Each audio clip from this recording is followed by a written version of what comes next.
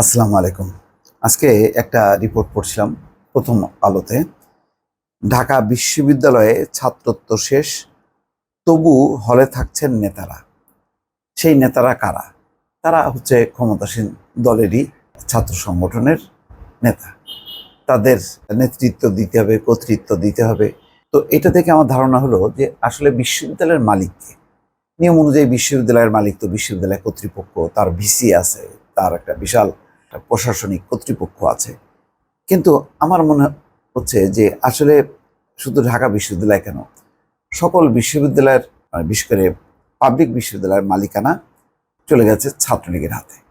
এখন প্রাইভেটগুলো বাকি আছে, সেগুলো হয়তো আস্তে আস্তে যাবে যখন সেখানে ছাত্রলীগের কমিটি হবে, কার্যক্রম শুরু হবে, তখন সেটিও আর অবশিষ্ট থাকবে না।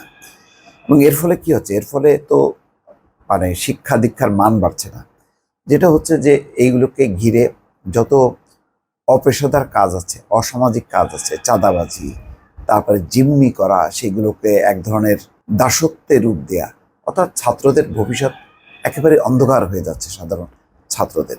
তেমনই একটা ছাত্র ও একটা বিশ্ববিদ্যালয় থেকে বের হচ্ছে এবং কি অমানবিক, অস্বাস্থ্যকর পরিবেশে তারা থাকছে। দেখেন, একটা ছবি দেখছি যে ঢাকা বিশ্ববিদ্যালয়ের সব হল মিলিয়ে শতাধিক কক্ষ গণরুম হিসেবে ব্যবহার করা হয়।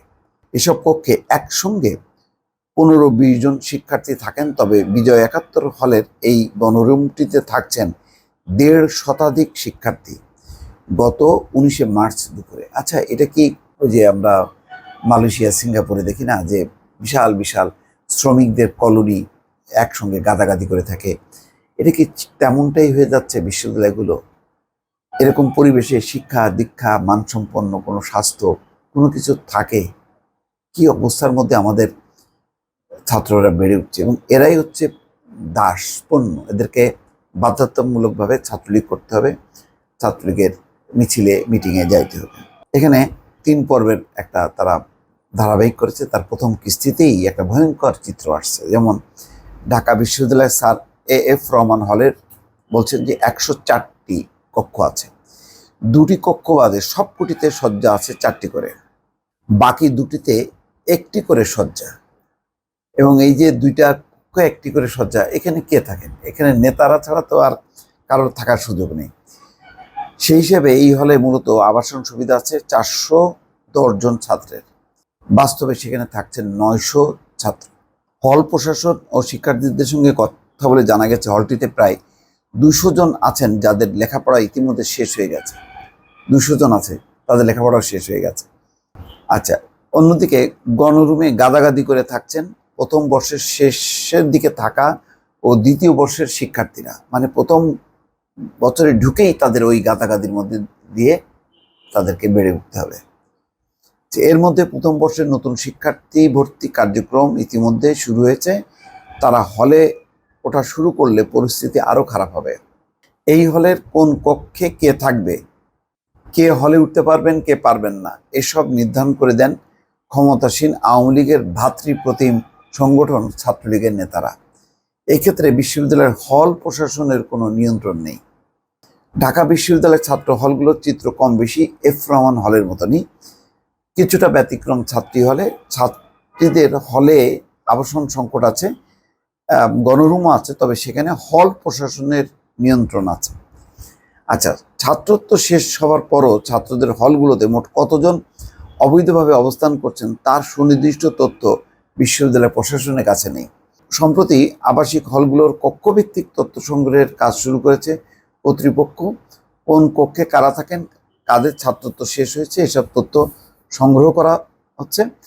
এই কাজের সঙ্গে যুক্ত বিশ্ববিদ্যালয় প্রশাসনের উচ্চ পর্যায়ের একটি সূত্র বলছে তাদের এই কার্যক্রম শেষ পর্যায়ে। এখন পর্যন্ত তারা যে তথ্য পাচ্ছে তাতে ধারণা করা হচ্ছে ছাত্রত্ব শেষ হওয়ার পরও অবৈধভাবে বিভিন্ন হলে থাকছেন এই সংখ্যা অন্তত 3000 হবে, যা হলে মোট শিক্ষার্থীর প্রায় 15%। দর্শক, এরপরে আর কি থাকে? এটা কি হল, না এটা এক একটা ছাত্রলীগের নিজস্ব হচ্ছে মানে আবাসিক এরিয়া বা আবাসিক জোন বা ক্যাম্প? কোনটা কি বলবেন, কোন নামে আখ্যায়িত করা যাবে আমি বুঝতে পারছি না। এক ঢাকা বিশ্ববিদ্যালয়ের কেন্দ্রে, ঢাকার কেন্দ্রে যদি এই চিত্র হয়, তাহলে সারা দেশের অবস্থাটা কি? ঢাকা বিশ্ববিদ্যালয়ের মোট শিক্ষার্থী এখন 37,018 জন। আবাসিক হল আছে 19টি, এর মধ্যে ছাত্র হল 13টি, ছাত্রী হল 5টি, আন্তর্জাতিক শিক্ষার্থীদের জন্য 1টি হল। বিভিন্ন হলের অধীনে হোস্টেল আছে 4টি। হলের প্রতিটি শয্যায় সাধারণত 2 জনের আবাসন ধরে হিসাব করে কর্তৃপক্ষ। বিশ্ববিদ্যালয় মঞ্জুরি কমিশনের সর্বশেষ প্রতিবেদনে বলা আছে, ঢাকা বিশ্ববিদ্যালয়ে আবাসনের ব্যবস্থা আছে 16,546 জন শিক্ষার্থীর, কিন্তু বাস্তবে থাকেন হচ্ছে 20,000-এর বেশি শিক্ষার্থী।